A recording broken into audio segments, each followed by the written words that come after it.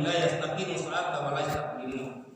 Kami sujud dan siku di atas tanah-Mu, bertanda kami kecil dan hina di hadapan kemuliaan-Mu. Dari tanah yang kotor ini kami diciptakan, wa minha khalaqnakum. Ke dalam tanah yang kotor ini kami akan dikuburkan, wa fiha nu'idukum. Dan dari tanah ini kami dibangkitkan, wa minha nukhrijukum. Hadirin yang mulia, Al-Quran telah mendokumentasikan berbagai kisah mengenai makhluk alam di jagat ini, mulai awal proses penciptaan sampai berakhirnya dengan hari kiamat. Ada hal yang menarik dalam Al-Quran berupa kisah mulia yang perlu kita teladani dalam kehidupan yang sementara ini. Nabi Ibrahim adalah sosok manusia pencari Tuhan sejati. Dapat dibuktikan dengan iman, logika, dan pengetahuan, serta membawa peradaban manusia sampai akhir kehidupan. Awal penanaman nilai tauhid yang dibentuk adalah keluarga, yakni ibu, bapak, serta keturunan. Karena keluargalah yang terberat dalam perjalanan perintah Allah. Cerita meninggalkan sejarah bahwa yang menyuruh Adam makan buah putih adalah istri Hawa sendiri, istrinya Nabi Muhammad. Awal pembunuhan manusia pertama adalah anak-anaknya Nabi Adam sendiri.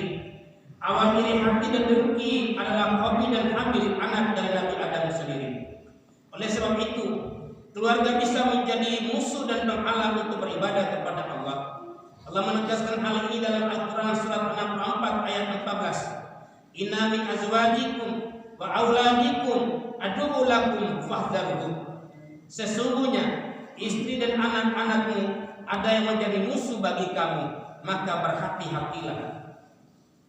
Oleh sebab itu, pada kesempatan yang mulia ini, ada beberapa hal yang perlu kita dengar, kita hayati, dan kita amalkan. Yang pertama, serahkan seluruh urusan kita kepada Allah. Dan yang kedua, ikhlas beribadah kepada Allah Subhanahu wa Ta'ala. Seluruh urusan jangan kita mengandalkan otak dan pikiran kita. Jangan kita mengandalkan teknologi yang canggih, sains yang tidak berhadapan. Karena otak manusia diberikan terbatas oleh Allah Subhanahu wa Ta'ala. Fir'aun mengandalkan dia punya otak karena jabatannya. Fir'aun tersungkur di tengah laut. Haman mengandalkan kehebatan ilmunya, habis. Korun hebat dengan kekayaan karena memiliki otaknya. Dia bangga bahwa itu dia punya, maka Korun bersama dengan harta bendanya terkurung dalam bumi. Perhatikan sejarah Nabi Ibrahim. Sekian tahun perkawinan dengan Siti Hajar, tidak memperoleh keturunan. Usia sudah senja, tenaga sudah terkuras, waktu tersita. Yang dicinta belum kunjung tiba. Kemudian Nabi Ibrahim mohon pada Allah, Rabbi habli minas solihin. Ya Allah, berikanlah saya keturunan yang soleh. Kemudian Allah mengabulkan permintaan Nabi Ibrahim. Siti Hajar pun melahirkan seorang Ismail. Kehadirannya ditunggu-tunggu, kedatangan yang dinanti-nanti. Tapi setelah beberapa hari kelahiran Ismail, Nabi Ibrahim diperintahkan oleh Allah untuk segera berangkat ke Palestina. Siti Hajar, seorang wanita soleha, berkata pada suaminya, ya Nabi Allah Ibrahim, tegakah engkau meninggalkan aku dan anakmu yang masih merah ini? Nabi Ibrahim tidak menjawab. Sambil melangkah berjalan, kemudian Siti Hajar bertanya kembali, hai Nabi Allah Ibrahim, sampai hatikah engkau membiarkan aku dan putramu di tengah padang tandus ini yang tidak ada siapa-siapa? Nabi Ibrahim juga tidak menjawab. Kemudian pertanyaan ketiga dari istrinya, hai Nabi Ibrahim, apakah itu perintah Allah? Kemudian Ibrahim menjawab, iya, itu perintah Allah. Selanjutnya istrinya Siti Hajar berkata, kalau itu perintah Allah, laksanakan. Allah tidak mungkin membiarkan aku dengan putramu kelaparan di tempat ini. Hadirin yang mulia, ketika kepergian Nabi Ibrahim, Siti Hajar mendapat masalah, yakni air susunya kering. Ismail menangis tak henti-hentinya karena kehausan tidak mendapat asupan air susu ibunya. Siti Hajar lari antara bukit Safa dan Marwah, sementara bayi yang masih merah diletakkan di tengah-tengah antara Safa dan Marwah. Berlari pulang pergi membiarkan bayi Ismail menangis histeris Tiba-tiba dalam sentakan kaki Ismail, Allah mengirimkan mata air yang kita kenal dengan air Jam-Jam. Hari berganti, musim berlalu, waktu berubah. Ismail pun menginjak usia remaja. Kepulangan Nabi Ibrahim dari Palestina semestinya sebagai pengobat rindu, penawar duka, penghibur kesepian karena sekian tahun tidak bertemu Anda dan istri tersayang. Namun harapan tidak sesuai dengan kenyataan. Nabi Ibrahim datang menyampaikan kabar kepada anaknya yang sudah remaja bahwa dia akan menyembelih putranya sendiri melalui mimpi. Ismail dia berkata kepada Ismail, "Ya bunayya, ini arafil manani ani adhuka fazur madza tara." Wahai anakku, sesungguhnya aku bermimpi bahwa Allah perintah aku untuk menyembelihmu, maka bagaimana pendapatmu ya? Saat kecil ditinggal pergi ketika remaja menerima berita duka bahwa beliau akan disembelih oleh ayahnya sendiri. Seharusnya Ismail bisa melaporkan bapaknya kepada hak perlindungan asasi manusia, tapi dasar anak soleh Ismail pun berkata, "Ya abatif al matu maru satajiduni insyaallah minas sabirin." Ismail menjawab, "Hai ayahku, lakukan apa yang diperintahkan Allah kepadamu. Insyaallah Allah akan mendapatiku termasuk orang-orang yang sabar." Pada tanggal 10 Zulhijjah pagi hari, Nabi Ibrahim menyuruh istrinya agar pakai kepada Ismail pakaian yang bagus untuk ajak berjalan-jalan. Setelah mandi, Ismail dipakaikan baju yang bagus, wanginya harum, layaknya seperti orang yang mau bersenang-senang. Ketika Nabi Ibrahim dan Ismail keluar dari rumah, kemudian setan datang menyampaikan berita kepada Siti Hajar. "Bu, mana Ibrahim?" Kata Siti Hajar, "Nabi Ibrahim berjalan-jalan bersama bapaknya." Ismail sekadar bersenang-senang, hanya karena sekian lama bapaknya tinggalkan kami. Kata setan, "Bukan, Ibrahim diajak Ismail mengajak Ismail untuk menyembelih." Kata Siti Hajar, "Tidak mungkin seorang bapak menyembelih anak semata wayang." Kata setan, "Benar, Bu. Katanya itu perintah Allah." Kata Siti Hajar, "Kalau itu perintah Allah, jangankan Ismail, saya juga mau disembelih." Artinya Siti Hajar melemparkan setan, dan setan pun lari. Yang kita kenal hari ini adalah Jumratul Ula, artinya lemparan jumrah yang pertama bagi jemaah haji. Kemudian setan datangi Nabi Ibrahim dan berkata, "Hai Ibrahim, jangan karena mimpimu engkau tega menyembelih anak Ismail, anak satu-satunya sebagai penerus sejarah penyambung cerita, anak sebagai penyejuk hati yang resah, penyenang jiwa. Kenapa kau tega menyembelih anakmu sendiri?" Kemudian Nabi Ibrahim mengambil batu dan melempar setan pun lari. Kemudian lemparan Ibrahim kita kenal dengan Jumratul Wusta. Sampai di sini hadirin mulia, setan belum menyerah kau. Setan datang Ismail dan berkata, "Hai Ismail, engkau adalah pemuda yang gagah, masa depanmu masih panjang, jangan ikut bapakmu, sungguh dia akan menyembelihmu." Karena jiwanya sudah tertanam ketakwaan, Nabi Ismail melempar setan dan setan pun lari. Lemparan Ismail ini kita sebut dengan Jumratul Aqabah. Hadirin yang berbahagia, seketika sampai di Mina sesuai kesepakatan, Nabi Ibrahim melahirkan anak di atas bongkahan batu siap untuk disembelih. Namun dalam keadaan terbaring, ada beberapa permintaan disampaikan oleh Ismail kepada ayahnya. Yang pertama, "Ayah, bukalah bajuku sebelum ayah sembelih diri, agar aku tidak terkena darah yang buat ibuku sedih, dan aku titip baju ini buat ibuku." Permintaan Ismail yang kedua kepada bapaknya, "Ayah, aku mohon ikatlah kedua kaki dan tanganku sebelum menyembelih, agar aku tidak bergerak karena kesakitan." Permintaan ketiga, "Ayah, tutup mataku, balikkan ke bawah tanah, agar aku tidak melihat saat ayah menyembelihku, membuat aku kurang ikhlas kepada Allah." Permintaan keempat, "Ayah, tajamkan dulu pisaumu, agar tidak merepotkan ayah saat menyembelih diriku." Permintaan terakhir, "Ayah, titip salam buat ibu, agar ibu jangan terlalu memperhatikan anak-anak remaja sosial yang buat ibu bersedih hati dan menangis." Allahu Akbar, Allahu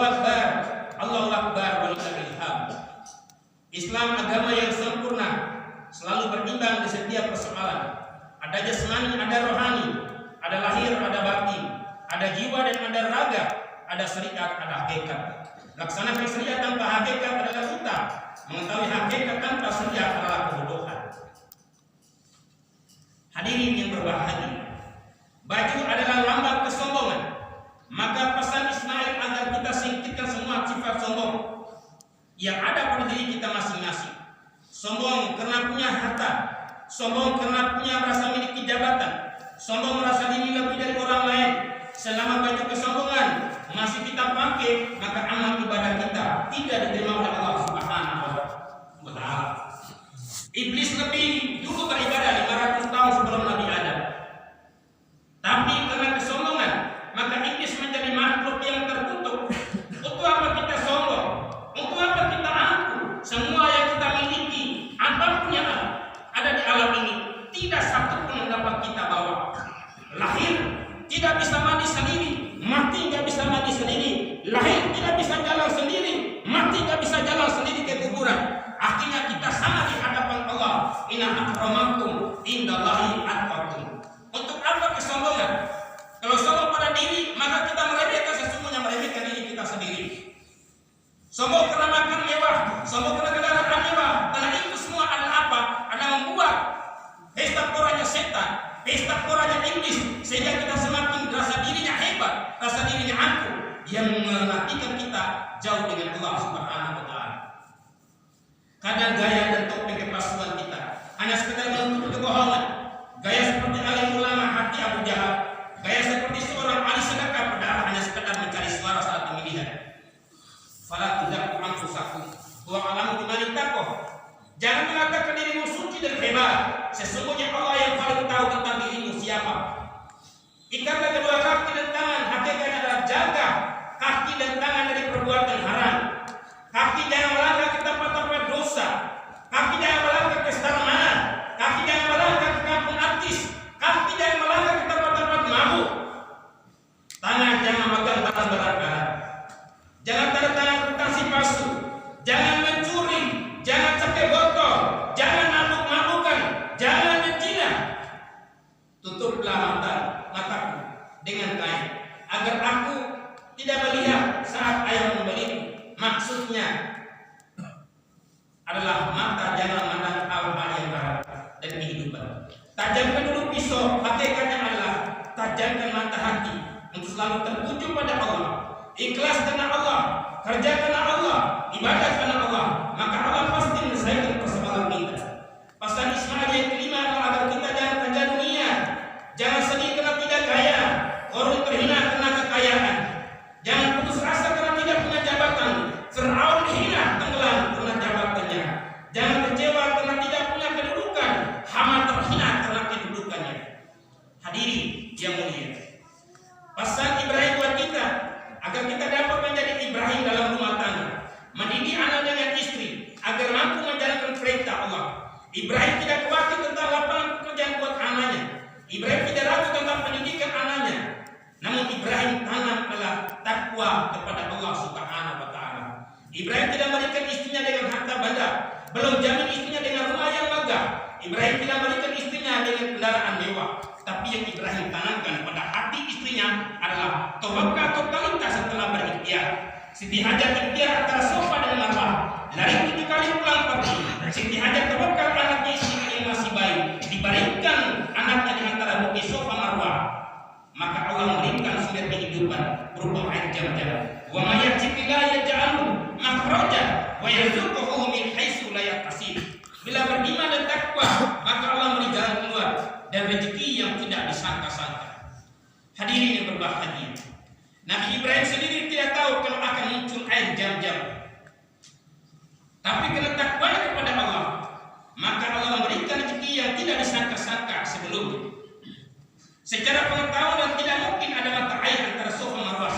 Namun kehendak Allah tidak hanya dikaji dengan pengetahuan, tapi juga dipahami dengan keyakinan. Sebagai seorang suami menjadi nakoda dalam pelayaran menuju pelabuhan surga, harus benar-benar mengetahui keadaan gelombang dan dapat membaca kompas perjalanan agar dapat sampai di dermaga tujuan. Seorang suami punya jabatan tinggi, gelarnya kiai, menjadi tokoh masyarakat, dipanggil ulama tersohor, terkenal, sholatnya hebat, tahajudnya rutin, hajinya pulang pergi, ilmunya dalam dengan agama, maka sesungguhnya laki-laki tersebut terhina di sisi Allah Subhanahu wa taala. Khairukum khairukum li ahli wa ana khairi li ahlihi. Hadirin berbahagia, sebaik-baik kamu adalah orang yang terbaik buat keluarga, dan saya terbaik untuk keluarga saya, kata Nabi. Sebagai seorang suami terhadap istri, harus jaga mereka dari api neraka sepenuh hati dan jiwa. Jangan menyakiti badan apalagi hatinya. Mereka melahirkan anak-anak kita, mereka yang menyusui anak-anak kita, mereka yang menyiapkan makanan buat kita, mereka yang merapikan pekerjaan kita, mereka yang merawat anak-anak kita. Kadang mereka tahu makanan yang kita suka, tapi sedikit para suami yang tahu kesukaan istri. Maka jangan sekali-kali menjatuhkan air mata istri. Jangan mengukurnya. Bila mana seorang suami berani menyakiti hati istrinya, berarti dia telah merobek rahim ibu kandungnya sendiri. Kaum muslimin hadirin bahagia, pasal Siti Hajar buat kita sebagai seorang ibu, sebagai seorang istri, agar kita selalu mentaati suami dalam seluruh perintahnya, selama perintah itu tidak melanggar perintah Allah. Karena ridha Allah buat seorang istri tergantung ridho suami. Gara-gara suami istri masuk surga, dan juga gara-gara suami istri bisa masuk neraka. Seorang istri yang ibadah hebat, tahajudnya rajin, infaknya rutin, puasa tak pernah bolong, sekali saja aku menyakiti hati sang suami, maka sungguh amal ibadahmu seumur hidupmu tidak pernah diterima oleh Allah Subhanahu wa taala. Dan juga sebagai seorang ibu, sudahkah kita mendidik anak-anak dengan agama, memperhatikan anak-anak kita pada jam sholat, memperhatikan anak kita baca Al-Quran? Apakah kita lebih banyak pegang HP daripada membelai anak kita? Apa kita lebih banyak cerita dan berbahagia dengan putra-putri kita, atau lebih banyak membaca WA dan FB? Apakah kita tidak malu kalau anak hamil di luar nikah? Apakah kita tidak resah kalau mempunyai cucu belum punya ayah? Apakah kita tidak malu kalau anak kita mabuk-mabukan? Hai ibu-ibu, jawaban dari Siti Hajar, seharusnya ibu-ibu masa kini menjadi Siti Hajar yang dilahirkan dari bumi-bumi ini, sehingga menjadi negara ini berdatang thayyibatun rabbun ghafur. Ismail memberi contoh buat kita sebagai anak muda yang harus berbakti kepada kedua orang tua. Begitu pentingnya orang tua sehingga Allah menyandingkan perintah tauhid yang berbakti kepada orang tua. Wa abudullah wa la tusyriku bi syai'an wa bil walidayni ihsana. Sembahlah Allah dan berbuat baiklah pada kedua orang tua. Dan Rasulullah bersabda, ridallah fi ridal walidain, syukrullah fi syukril walidain. Hadirin bahagia, hai para pemuda, para penerus Nabi Ismail, jangan marahi orang tuamu demi kebahagiaan orang lain. Hal terindah bagi anak adalah ketika membuat orang tuanya tersenyum. Tidak ada manusia di bumi ini yang mencintaimu lebih dari cinta orang tua terhadap dirimu. Dalam perut kita mengisap darahnya, ketika lahir kita jadi bayi kita mengisap air susunya. Saat remaja kita menguras tenaganya, kadang apapun dia lakukan demi kepentingan anaknya. Tapi sayang, setelah kita besar kita sering mengeluarkan air mata orang tua. Orang tua adalah pintu menuju surga. Cintai orang tuamu, sekalipun kamu tidak pernah menyebut mereka dalam doa, tetapi mereka selalu mendoakanmu siang hari, malam hari, siang petang. Setiap waktu ketika mereka mengingat anaknya, pasti mereka melakukan doa buat anaknya. Pada anak terdapat air mata tanpa kesedihan, namun terhadap orang tua terdapat kesedihan tanpa air mata. Jika kita mengukur diri kita hina atau mulia, lihatlah bagaimana sikap kita terhadap orang tua. Hadirin yang mulia, kata korban yang artinya adalah mendekatkan diri kepada Allah Subhanahu wa taala, menyerahkan diri kepada seluruh aturannya. Bagaimana kita lihat sejarah, Nabi Ibrahim rela dirinya di kobaran api Raja Namrud, Nabi Ismail rela disembelih, Nabi Yunus ikhlas masuk dalam perut ikan, Siti Hajar rela tinggalkan bayinya di tengah padang tandus, Nabi Yusuf rela dibuang ke dalam sumur tua, Nabi Muhammad yang mulia rela ditampar pipinya oleh seorang majikan hanya karena ingin dekat dengan Allah. Kita umatnya tidak dibakar, kita disuruh bakar seperti Nabi Ibrahim. Kita umatnya tak usah masuk dalam perut ikan seperti Nabi Yunus. Kita umatnya tak usah masuk ke sumur seperti Yusuf. Kita hanya diperintah untuk beramal soleh, tegakkan sholat, bayar zakat, baca Al-Quran, meninggalkan larangannya. Cukup bagi kita untuk mendekatkan diri kepada Allah Subhanahu wa taala. Kalau kita jauh dengan Allah, hidup ini terasa hampa, penuh duka nestapa, diliputi angkara murka, sehingga istri tidak taat, suami tidak setia, anak penuh dengan narkoba, mabuk-mabukan, harta barat tidak berkah. Kalau kita jauh dengan Allah, jangan heran.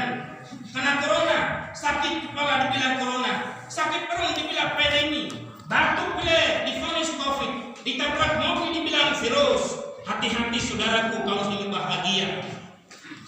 Pejabat yang jahat, pejabat yang zalim lebih berbahaya dari pandemi. Istri yang tidak setia lebih berbahaya daripada corona. Anak yang tidak soleh lebih berbahaya dari pandemi. Maka hati-hatilah. Ikutilah peraturan sesuai dengan kehendak pemerintah, dengan kehendak Allah. Selama perintah itu baik, silakan berjuang. Selama perintah kurang baik, kita harus ikhtiar dan meninggalkan. Kalau kita jauh dari Allah, hidup ini tidak terasa aman dan damai. Kaum muslimin hadirin bahagia. Melalui hari kurban ini, semoga kita menjadi hamba yang bisa mengambil contoh dari Nabi Ibrahim dan Ismail, serta Siti Hajar dalam mengambil ampunan Allah Subhanahu wa taala. Mudah-mudahan kita menjadi manusia husnul khatimah. Dalam mengambil pelajaran dunia dan akhirat. Barakallahu li wa lakum fil Qur'anil azim. Wa nafa'ani wa iyyakum bima fihi min al-ayati wa dzikril hakim. Aqulu qawli hadza fastaghfiru innahu huwal ghafurur rahim. Allahumma shalli ala sayyidina Muhammad wa ala ali Muhammad.